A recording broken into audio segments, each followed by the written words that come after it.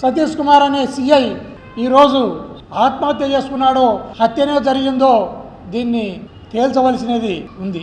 ఒకవేళ ఇది హత్యనేని ప్రభుత్వం భావిస్తే ఇంతవరకు రైల్వే ప్రొటెక్షన్ ఫోర్స్ను కానీ రైల్వే పోలీస్ ఆఫీసర్స్ని కానీ ఆ రైల్లో ఉన్న టీసీలను కానీ లేకపోతే ఆ ట్రైన్లో 54 మంది ప్యాసింజర్లు ఉన్నట్టు తెలుస్తూ ఉంది ఆ బాక్సులో, వాళ్ళను కానీ ఇంతవరకు ఏ ఒక్కరిని కూడా విచారించలేదు.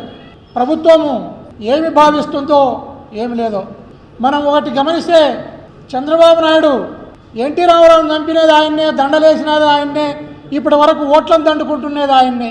ఏదో ఒక టైంలో తెలుగుదేశానికి సంబంధించిన పట్టాభి అనే వ్యక్తి ప్రెస్ మీట్ పెట్టి ఆ ప్రెస్లో స్ట్రైట్గా మా పార్టీ పైన నిందలు వేయటం జరిగింది. అంటే దాదాపు విచారణను కూడా వాళ్ళ చేతిలోకి తీసుకొని రెడ్ బుక్ రాజ్యాంగం మేరకు వారే ఇలాంటి కార్యక్రమాలకు శ్రీకారం చుడుతున్నారనడంలో ఎలాంటి సందేహం లేదు.